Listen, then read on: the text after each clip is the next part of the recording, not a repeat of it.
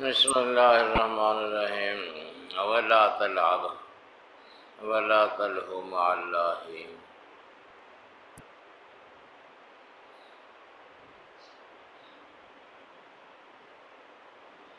ولا تقل للکثیر یا کثیر ترید بذلک عیب۔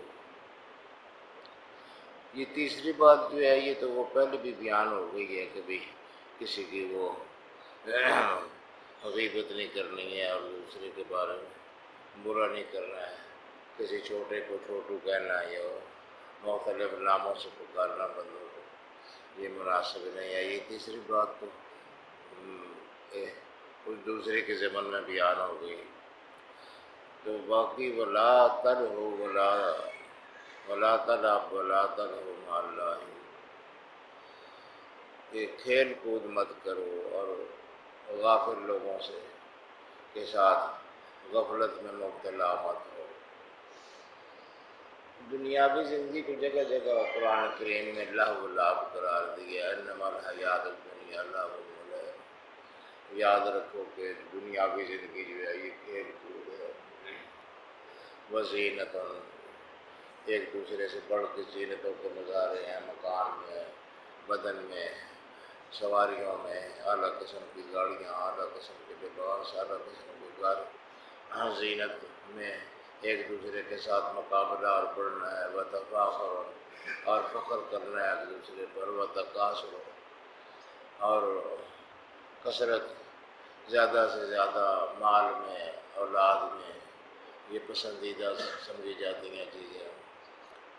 تو یہ اللہ پاک نے فرمایا کہ ان چیزوں میں مشغول ہو جانا، اس زینت میں، اس لہو و لعب میں، یہ بہت مضر شے ہے اور آخرت سے غافل کرنے والی شے ہے۔ لہو و لعب سے مراد یہ نہیں کہ کھیل یعنی منع ہے، کھیلنا منع ہے، کھیلنا یعنی ہاکی کھیلنا یا فٹ بال کھیلنا یا دوسری کھیلیں کھیلنا، ان کی تو کوئی ممانعات نہیں ہے۔ یعنی لہو و لعب ایک طرز زندگی ہے جس میں آدمی اللہ سے غافل ہو جائے اور آدمی دنیا میں مشغول ہو جائے، یہ لہو و لعب کی زندگی ہے۔ باقی جہاں تک خود کھیلنے کا تعلق ہے تو یہ تو خود حضور صلی اللہ علیہ وسلم بھی مسابقت، مثلاً گھوڑوں کی دوڑ کی آپ نے ترغیب دی کہ گھوڑوں کو دوڑایا کرو، مقابلہ کیا کرو۔ اسی طرح تیر اندازی کا مقابلے کرایا کرتے تھے حضور صلی اللہ علیہ وسلم، خود بھی بیچ میں شامل ہوا کرتے تھے۔ ایک دفعہ دو پارٹیاں تیر اندازی کر رہی تھیں، حضور صلی اللہ علیہ وسلم گئے تو وہ ایک پارٹی جو ہے وہ طاقتور تھی، ایک پارٹی کچھ کمزور سی تھی، وہ کوئی زیادہ کامیاب نہیں ہو رہی تھی۔ تو حضور صلی اللہ علیہ وسلم نے کہا کہ میں اس پارٹی کے ساتھ ہوں، وہ جو کمزور پارٹی تھی اس کے ساتھ ہو گیا حضور صلی اللہ علیہ وسلم کہ میں اس کے ساتھ ہوں۔ وہ دوسرے نے پھر آپ نے تیر رکھ دیے کہ یا رسول اللہ آپ ان کے ساتھ ہیں تو پھر ہم کا مقابلہ کر سکتے ہیں۔ تو یعنی کھیل کی ترغیب دینا اور کھیل کی طرف زیادہ تر جنگی کھیل ہوتے تھے اس زمانے میں، اس طرح کے کھیل تو نہیں ہوتے تھے، زیادہ تر جنگوں کی مشقیں ہوتی تھیں۔ حضرت مائی عائشہ صدیقہ فرماتی ہے کہ ایک دفعہ حبشے کے کچھ لوگ جو ہے وہ مسجد کے صحن میں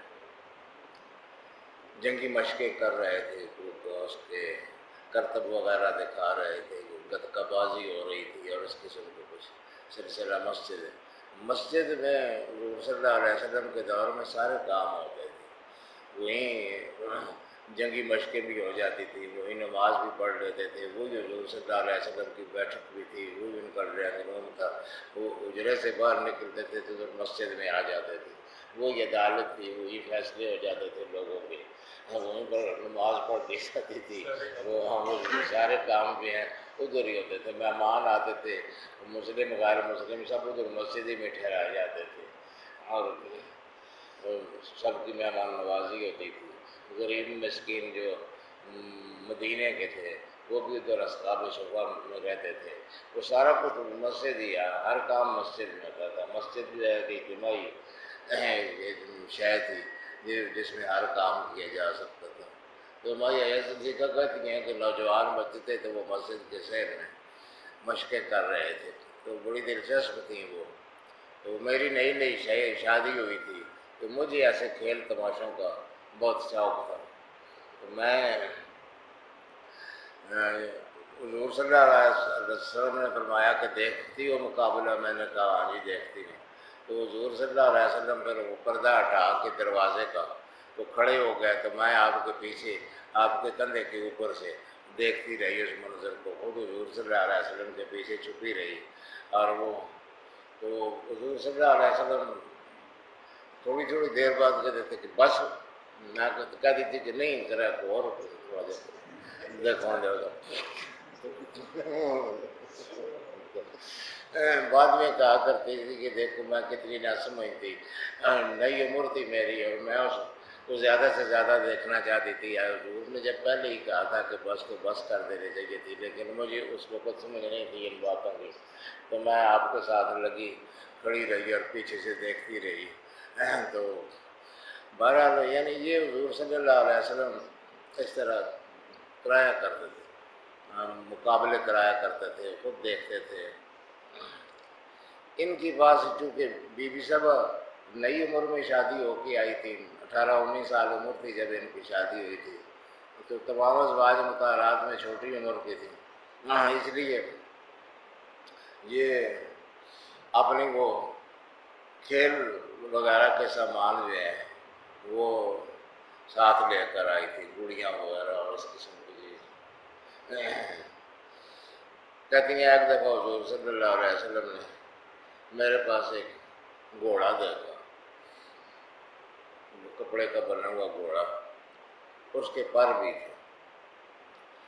تو حضور صلی اللہ علیہ وسلم نے گھوڑا دیکھا تو ہنس پڑے اور فرمایا کہ گھوڑے دے پر، گھوڑا کدھر اڑے آئی گھوڑے کے پر. تو میں نے کہا یا رسول اللہ آپ کو پتہ ہی ہے کہ سلیمان علیہ السلام جو ہے وہ روایات میں آتا ہے کہ ان کے پروں والے گھوڑے تھے، تو یہ ان گھوڑوں میں سے ہے جو تو حضور صلی اللہ علیہ وسلم بہت ہنسے اور بڑے لطف اندوز ہوئے اس بات سے. تو یعنی اس کھیل کود کی کوئی ممانعت نہیں ہے. کوئی بچیاں گڑیاں کھیلتی ہیں، بچے کھیلتے ہیں، یہ بڑے بھی کھیل کھیلتے ہیں، کوئی ہاکی کھیلتے ہیں، کرکٹ کھیلتے ہیں، کوئی کھیل کی کوئی ممانعت نہیں ہے.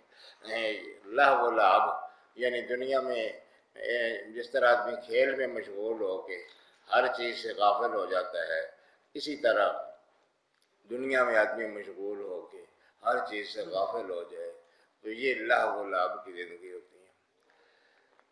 اور اگر دنیا سے غافل نہ ہو تو یعنی اگر رب سے غافل نہ ہو اور دنیا میں ہو، دنیا پھر بے شک بھی زیادہ بھی ہوتی رہے تو کوئی حرج نہیں ہے. مثلا ہمارے سلسلے نقش بندی ایک بزرگ حضرت خواجہ عبید اللہ احرار ہوئے، ان کے پاس بہت زیادہ دنیا تھی، ناقابل فہم حد تک دنیا ان کے پاس تھی.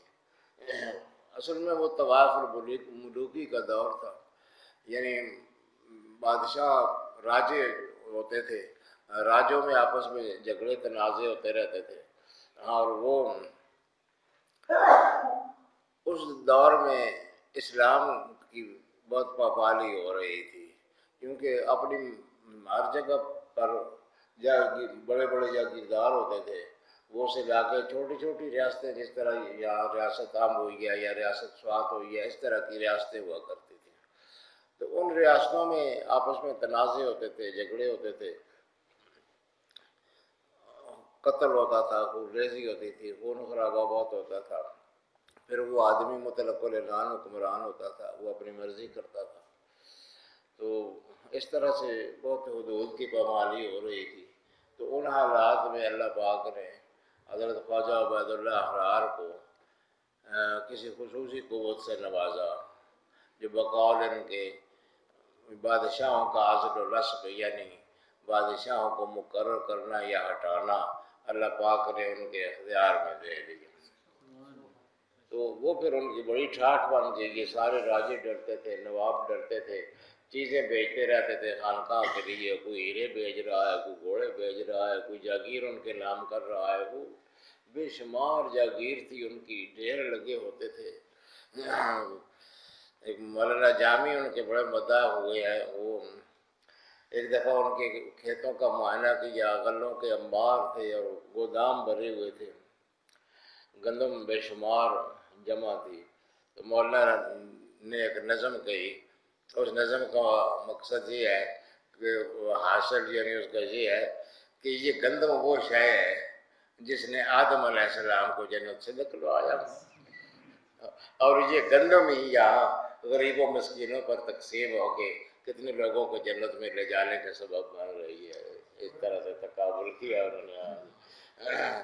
تو بہت بڑی جاگیر تھی ان کی، بادشاہ ڈرتے تھے ان سے، حکمران ڈرتے تھے، وہ جاتے تھے تو وہ شاہی پروٹوکول کے ساتھ ان کا استقبال ہوتا تھا، اور خواجہ اصل میں ہوا اس طرح سے تھا ایک دفعہ، یعنی آغاز میں جب اللہ پاک نے ان کو وہ قوت عطا فرمائی تو یہ ایک راجہ مرزا، پتہ نہیں مرزے کا نام کیا تھا، اس مرزے کے پاس گئے تو اس کا جو سیکرٹری تھا وہ آیا باہر، تو ان کے ساتھ بھی اپنے متعلقین تھے، ان کے آدمی نے کہا کہ خواجہ صاحب آئے ہیں اور یہ مرزا سے ملاقات کرنا چاہتے ہیں۔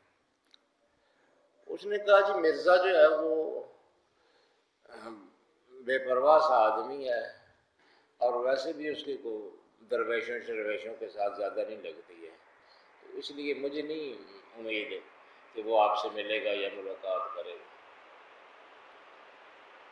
فرمایا اچھا وہ اگر نہیں ملے گا تو اس کو ہٹایا جائے گا، دوسرا لایا جائے گا جو ملے گا۔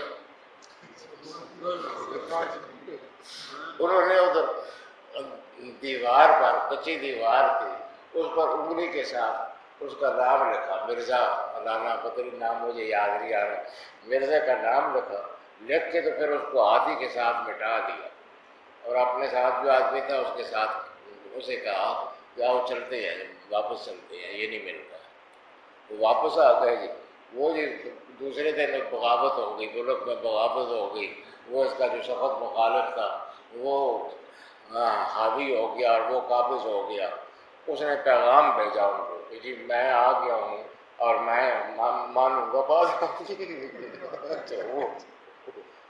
تو وہ ایسی دہشت چاہیے ان کی، ایسا خوف طاری ہوا کہ وہ بادشاہ ڈرتے تھے کہ خواجہ صاحب اگر ناراض ہو گئے تو گئی ہماری حکومت گئی، تو بس وہ ان کے خوش کرنے کے لیے ہر ممکن کوشش کرتے تھے۔ اس لیے ان کی جو مال و دولت تھی اس کی بہت زیادہ فراوانی تھی ان کے پاس، یہاں تک کہ وہ ان کے جو استبل تھا اس میں گھوڑوں کو باندھنے کے لیے جو قلعے بنائے گئے تھے وہ سونے کے بنائے گئے تھے، سونے کے قلعے، اور فرمایا کرتے تھے کہ اللہ کی نگاہ میں دنیا کی کچھ بھی عزت ہوتی تو اس دنیا میں سونا سب سے پسندیدہ شے ہے، تو اللہ پاک دنیا کو اس طرح عبید اللہ کے گھوڑوں کے سموں اور پیشاب میں گندہ نہ کرتا اور ذلیل نہ کرتا، دنیا کی کوئی اہمیت نہیں ہے۔ تو یہ انما الحیات الدنیا لعب و لہو، یعنی وہ دنیا جو ہے اس کی کوئی حیثیت نہیں ہے خواجہ صاحب کی نگاہ میں۔ تو اس طرح سے یعنی کھیل لہو و لعب ایک مجموعی طرز عمل ہے زندگی کا، جس میں آدمی اللہ پاک سے غافل ہو جائے۔ یہ سب کھیل جو ہے کھیل میں ہوتا ہی اس طرح سے ہے، جو آدمی جس کھیل میں لگ جاتا ہے، شطرنج کھیلنے بیٹھیں گے گھنٹوں کے حساب سے اور سوچ کرتے رہیں گے، بیچ میں نماز چلی جائے گی، بیچ میں وقت چلا جائے گا، کھیلوں میں اسی طرح ہوتا ہے۔ تو وہ کسی بھی چیز میں اتنا منہمک ہونا کہ اللہ آدمی کو بھول جائے اس وقت، یہ ایک اللہ و لعب کا ایک مجموعی طرز عمل ہے، یہ زندگی کا ایک طریقہ کار ہے۔ تو اس سے بچنا چاہیے اور توجہ اللہ کی طرف رکھنی چاہیے۔ پھر اس کے بعد ساتھ اللہ و لعب بھی اگر ہو وہ جائز طریقے سے تو اس میں حرج کوئی نہیں ہے۔ آج کل تو ملک و قوموں کے بڑے مقابلے ہوتے ہیں اور عزت بےعزتی کا اس پر دار و مدار ہوتا ہے۔ جس طرح پاکستان کرکٹ میچ جیت گیا ہے تو سارے خوش ہیں، بہت انڈیا والے بہت پریشان ہیں، تو یہ قوموں کے لیے عزت اور رسوائی کا ذریعہ بنتی ہے کھیل، جو ہار جاتے ہیں فائنل میں جا کے وہ معزز قرار پاتی ہے، پوری قوم ہے نا وہ ذلیل قرار پاتی ہے، پوری قوم ان کو لال تان کرتی ہے، اور جو جیت جاتے ہیں وہ پوری قوم ان خوشیاں مناتی ہے، عالمی سطح پر عزت ہوتی ہے۔ تو یہ بھی ایک قسم کا وہ اپنے ملک کا نام بلند کرنا اور روشن کرنا، اس جذبے سے کھیلنا، یہ بھی ایک اچھا عمل ہے۔ بہرحال اس کھیل میں بھی اگر آدمی اس طرح مشغول ہو جائے کہ اللہ کی یاد سے غافل ہو جائے تو وہ بھی کھیل پھر سارے دنیا کے باقی کھیلوں میں بھی یہی ہے۔ کھیل ہی کی بات نہیں ہے، تجارت ہے مثلا، تجارت میں اللہ پاک نے فرمایا رجال لا تلہیہم تجارت ولا بیع عن ذکر اللہ، کچھ لوگ ہیں کہ تجارت اور خرید و فروخت میں اللہ کی یاد سے غافل نہیں کرتے ہیں، تو اللہ کی یاد میں بھی لگے رہتے ہیں اور اللہ اور اپنے بیع شراء تجارت بھی کرتے رہتے ہیں۔ دو معنی اس آیت کے مفسرین نے کی ہیں، ایک صوفیاء والا معنی اور ایک عام مفسرین والا معنی۔ عام مفسرین والا معنی تو یہ کہ یعنی تجارت میں اس طرح نہیں کھوتے ہیں کہ اللہ کی یاد سے نماز وغیرہ سے غافل ہو جائیں، جو نماز کا وقت ہے اس میں نماز پڑھتے ہیں، تجارت کا وقت ہے اس میں تجارت کرتے ہیں، یہ نہیں کہ تجارت میں ایسے کھو جائیں کہ نماز سے غافل ہو جائیں۔ اس لیے عام معنی تو یہ ہے اس کا، لا تلہیہم تجارت ولا بیع عن ذکر اللہ، کہ تجارت اور خرید و فروخت انہیں اللہ کی یاد سے غافل نہیں کرتی ہے۔ خرید و فروخت کر رہے ہوتے ہیں اور نماز کا وقت آتا ہے تو وہ چھوڑ دیتے ہیں اس کو اور اٹھ کے چل دیتے ہیں۔ ایک دفعہ سعودی عرب میں ہم تھے، وہاں میں یہ قانون ہے کہ وہ اذان کے ساتھ ہی دکانیں بند ہو جاتی ہیں، تو وہ اس وقت جب اذان ہو رہی تھی ایک آدمی دکان میں داخل ہوا، اس نے کہا کہ شیخ مجھے دے دیں، میں جلدی، اس نے کہا لا بعد الصلاۃ بعد الصلاۃ، نماز کے بعد ہوگا، بس وہ بند کر کے چلا گیا۔ اگرچہ وہ قانون کی وجہ سے اس طرح کرتے ہیں لیکن بہرحال قانون ایسا ہونا یہ بھی حیران کن ہے۔ اور وہ تو اس مسئلے میں اتنے پابند ہیں کہ اس سلسلے میں بڑا دلچسپ لطیفہ ہے کہ ادھر سعودی عرب کی کسی مسجد میں نماز کا وقت ہو رہا تھا تو وہ لوگوں کو پکڑ پکڑ کر نماز کے لیے بھیج رہے ہیں۔ اس میں ایک سکھ آ گیا، وہ سکھ جو ہے وہ اپنے کسی کام کے لیے جا رہا تھا، داڑھی اس نے رکھی ہوئی تھی بڑی بڑی، متوے نے اس کو پکڑ کے کہا کہ صلاۃ الصلاۃ۔ اب وہ سکھ کو سمجھ نہ آئے کہ میں کس طرح جان چھڑاؤں۔ سکھ نے کہا کہ انا سکھ، میں سکھ ہوں۔ اس نے کہا اول صلاۃ بعد سکھ۔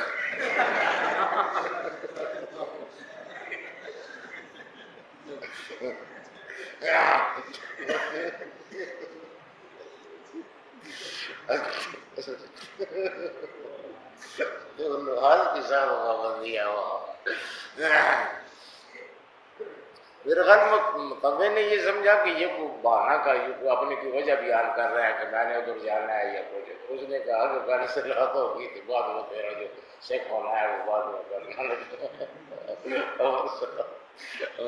سکھ۔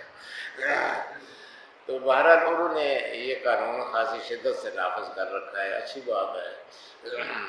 وہ جو ہی اذان ہوتی ہے اس حد تک اس پر پابندی کی جاتی ہے کہ کرین نے مثلاً ویٹ اٹھایا ہوا ہے نا، تو وہ اٹھایا ہوا ہے یا اتارا جا رہا ہے، جو ہی اذان کی آواز بلند ہوگی کرین اسی جگہ رک جائے گی، ویٹ اوپر لٹکا رہے گا۔ کرین والے کو یہ اجازت نہیں ہے کہ اس کو وہ پورا وہاں پر پہنچا دے، اتنی ٹائمنگ نہیں ہے ان کے پاس، بس وہ اسی طرح لٹکا رہتا ہے اور ساتھ چیز تو یہ ان کا یعنی اچھا کام ہے۔ خراب کام بھی بہت ہے لیکن بہرحال یہ اچھا کام ہے کہ نماز جو ہے اس کو اس طرح سے انہوں نے نافذ کر رکھا ہے وہ لوگ۔ تو یہ تو بہرحال یہ تو ایک تفسیر ہے تجارت، لا تلہیہم تجارت ولا بیع عن ذکر اللہ۔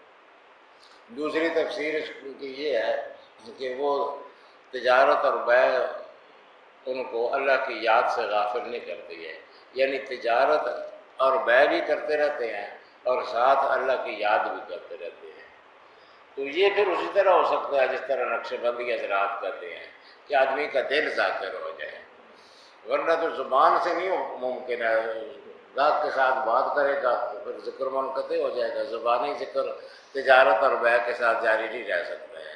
البتہ قلبی ذکر جو ہے وہ جاری رہتا ہے، دل اللہ اللہ کرتا رہتا ہے، بندہ منہ کے ساتھ کرتا رہے تجارت اور بیع، جو شرح جو خرید و فروخت ہے وہ کرتا رہے، اور دل جو ہے وہ جس کو دست بکار اور دل بیار، دست بکار اور دل بیار، ہاتھ آدمی کے کام میں مشغول ہوں اور دل جو ہے وہ محبوب کی طرف متوجہ ہو، تو یہ ایک اعلیٰ مقام ہے اس کا۔ دونوں تفسیریں ہیں اس کی۔ بہرحال تو میرے کہنے کا مقصد یہ ہے کہ تجارت ہو تب بھی اگر وہ غافل کر دے اللہ کی یاد سے تو وہ معیوب ہے، اور اگر غافل نہ کرے اللہ کی یاد سے تو وہ معیوب نہیں ہے۔ اسی طرح جو کھیل کود حقیقی ہے اس میں بھی یہی ہے کہ اگر وہ کھیل کود اللہ کی یاد سے غافل کر دے تو وہ درست نہیں ہے، اگر غافل نہ کرے تو پھر ٹھیک ہے، وہ بھی صحیح ہے۔ بہرحال یہ جو حضور نے فرمایا کہ ولا تلعب ولا تلهو مع اللہین، تو یعنی تو لعب نہ کر، کھیل نہ کر اور لہو نہ کر۔ لعب اور لہو یہ جس طرح اردو میں کھیل کود ساتھ مستعمل ہوتے ہیں کھیل کود، اسی طرح عربی میں لعب و لعب جو ہے وہ ساتھ ساتھ استعمال ہوتے ہیں۔ تو لاہین یعنی جو غافل لوگ ہیں ان کے ساتھ رل مل کے غافل نہ ہو جانا اللہ سے، اللہ کی طرف متوجہ رہنا، اللہ کی طرف آدمی متوجہ ہو کر خواہ تجارت کرے، خواہ بیع و شراء کرے، خواہ ظاہری کھیل کود کرے، ساری چیزیں ٹھیک ہیں۔ یہ دو باتیں یہ حضور صلی اللہ علیہ وسلم نے فرمائی۔ تیسری بات جو ہے وہ پہلے بیان کر چکے ہیں، وَلَا تَقُلْ لِلْكَثِيرِ يَا كَثِيرُ تُرِيدُ بِذَلِكَ عَيْبًا، کسی چھوٹے قد کے آدمی کو چھوٹا مت کرو اور اس مقصد اس کو عیبناک کرنا ہو، یعنی اگر وہ اسی شہرت کے ساتھ معروف ہے اور وہ اس کو معیوب نہیں سمجھتا اور اسی طرح مروج ہے تو پھر ٹھیک ہے، اس کو نام مقصود تحقیر نہیں ہے بلکہ وہ شہرت ہے۔ تو بہرحال کسی کو عیب کے نقطۂ نظر سے یہ چھوٹے کو چھوٹا کہنا، لمبے کو لمبو کہنا، کمزور آدمی کو تیلا یا باس کہنا، اور یہ ساری جو ہے اسی زمرے میں شامل ہوتے ہیں۔ تو بہرحال دعا فرمائیں اللہ پاک ہمیں حضور صلی اللہ علیہ وسلم کی اتباع نصیب فرمائے، اللہ سے ہمیں بچائے، ہمارے دل کو اللہ پاک اپنی ذات کی طرف متوجہ فرمائے۔